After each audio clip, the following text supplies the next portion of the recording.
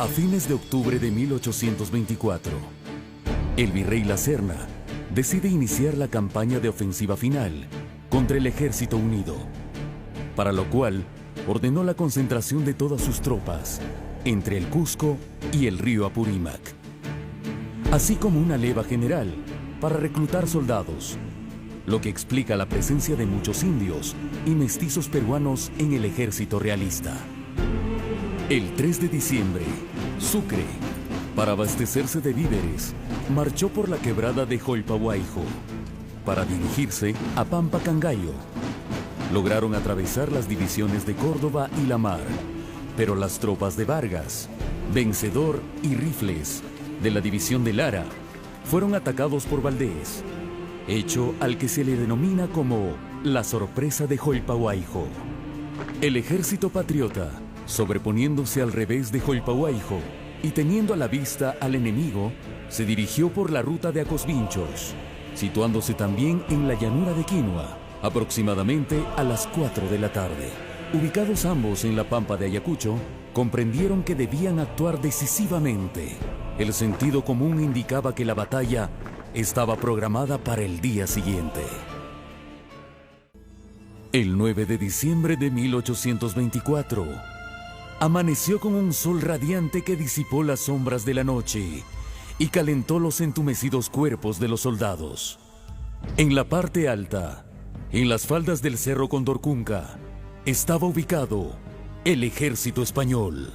A la derecha del ejército realista, la división al mando de Jacinto Valdés, con 4 batallones: Imperial Alejandro, Castro, Centro, Cantabria y 4 piezas de artillería.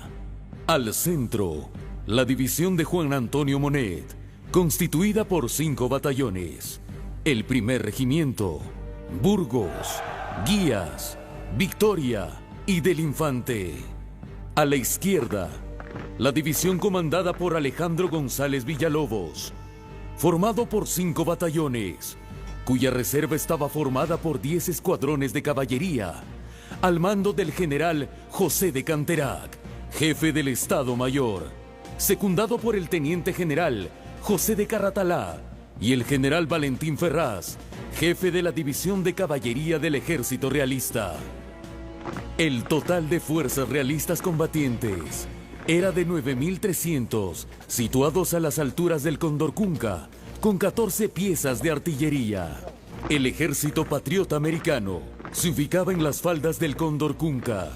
Las posiciones ocupadas por el ejército patriota americano fueron las siguientes: la izquierda, confiada al mariscal de campo don José de la Mar, con la legión peruana, más los batallones número 1, 2 y 3. En la retaguardia, la primera división colombiana, al mando del general Jacinto Lara, conformada por los batallones Vargas, Rifles y Vencedor de Boyacá. La derecha, a órdenes del general José María Córdoba, la segunda división colombiana, conformada por los batallones Bogotá, Caracas, Voltígeros y Pichincha. Al centro, la división al mando del general Guillermo Miller, con los húsares de Junín, granaderos de Colombia, húsares de Colombia y granaderos a caballo de los Andes. Detrás de Lara y La Mar, el ejército de reserva de guerrilleros y montoneros, venidos de todo el Perú, dirigidos por Marcelino Carreño. Estaba allí también la artillería, dirigida por el comandante Lafuente, con una sola pieza de artillería. El total de fuerzas patriotas combatientes era de 5.800 hombres.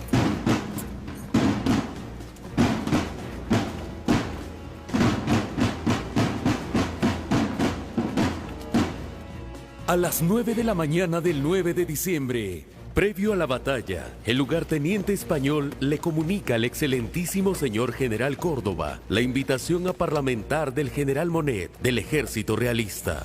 El general Córdoba accede pensando que aún en la guerra no puede ser mellada la caballerosidad. Acercándose al centro del campo de batalla, se saludan militarmente Córdoba y Monet. El general Monet le solicita que los parientes de ambos bandos puedan despedirse antes de iniciar la batalla. Córdoba está de acuerdo con el pedido, pero lo consultará con el general Sucre. Mandará al lugarteniente para saber si es factible acceder al pedido del general Monet. El lugarteniente patriota, presuroso, se acerca al general Sucre para darle el comunicado del general Córdoba. El general Sucre accede sin ninguna objeción y pide que procedan. Dicho esto, el general Monet y el general Córdoba se acercan a sus tropas y avisan a los que tengan parientes en el ejército rival que dejen sus armas en el lugar y se aproximen al centro del campo para que puedan despedirse.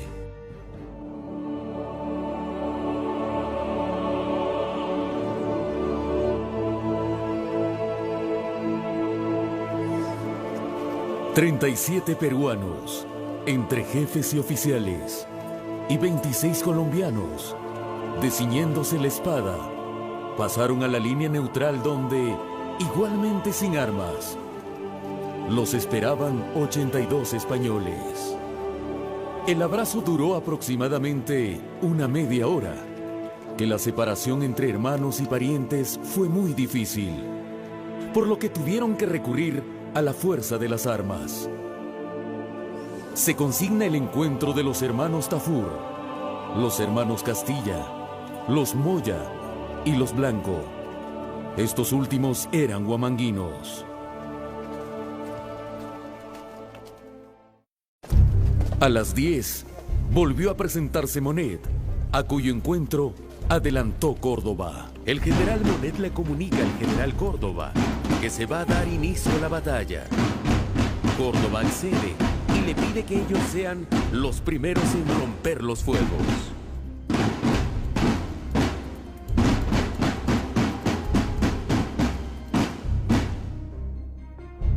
Al iniciar la batalla, el ejército español baja al encuentro de los patriotas. El general Lamar envía a Sucre a dirigir el ejército, puesto que él se encargaría del loco Valdés.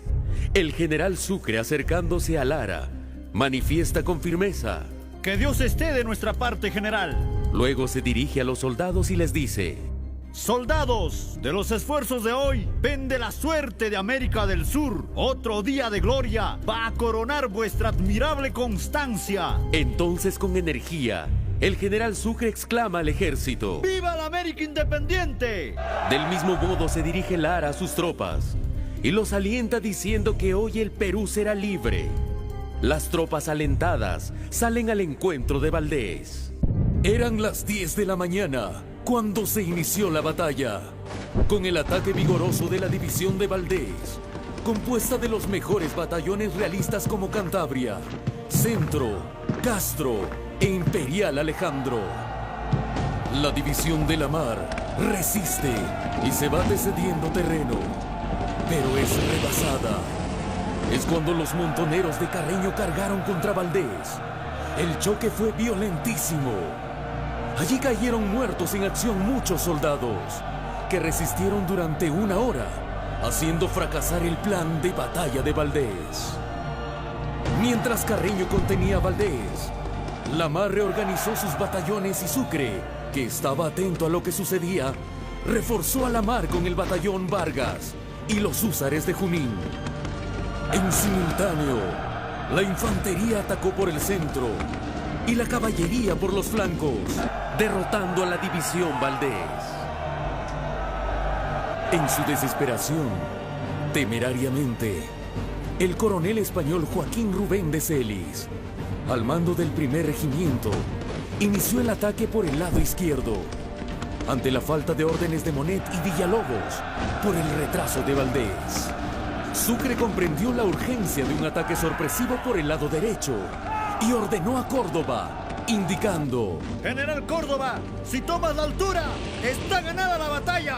El joven general se apegó a su caballo y, dirigiéndose a sus batallones, sombrero de jipijapa en mano, les dijo: ¡Soldados, armas a discreción! ¡Paso de vencedores! ¡Adelante! Los escuadrones de la caballería de Miller apoyaron el ataque de Córdoba y en choque sangriento se apoderó de las piezas de artillería enemigas. que no se había preparado aún para entrar en acción. Canterac interviene con la reserva, pero es arrasado por Córdoba y Miller. A la división de Monet no le quedó sino avanzar por el centro, pero fueron atacados con prontitud y energía por las tropas de Lara, siendo arrollado. Finalmente, Sucre ordenó: ¡Soldados! La batalla se decide a favor de la libertad. ¡Todos los batallones a la carga! ¡Adelante! Los soldados patriotas avanzaron a tropel y arma en ristre en toda la extensión del campo de batalla, en cuyo lapso el virrey La Serna había sido tomado prisionero, combatiendo como cualquier soldado que estaba expuesto a morir. Acto que no sucedió por intervención del sargento Barahona de los húsares de Junín, que lo reconoció en el momento en que el cabo Villarroel casi lo ultima.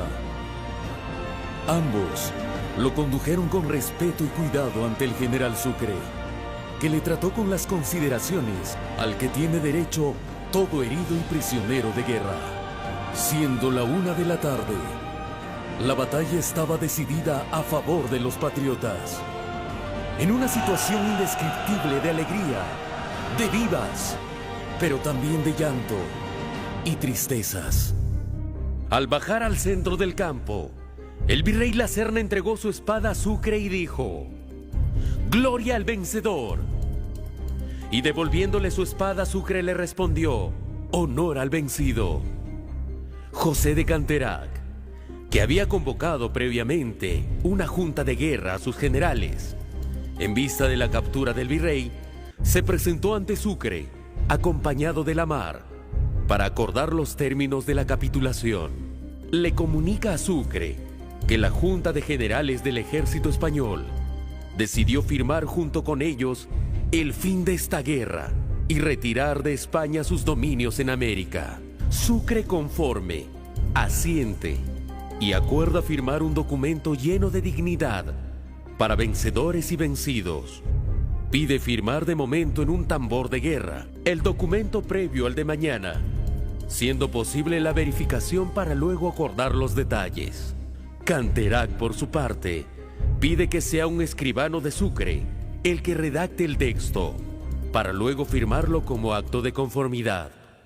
Había culminado una gran epopeya, que significó la gloria de los patriotas como triunfadores y también de los realistas como derrotados, por las muestras de heroísmo de sus actores y por el significado para el Perú y la América.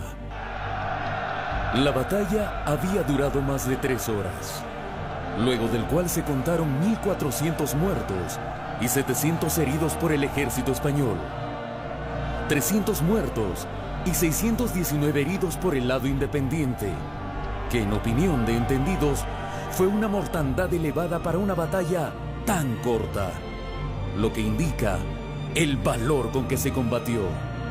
La grandeza de Ayacucho será inmortal.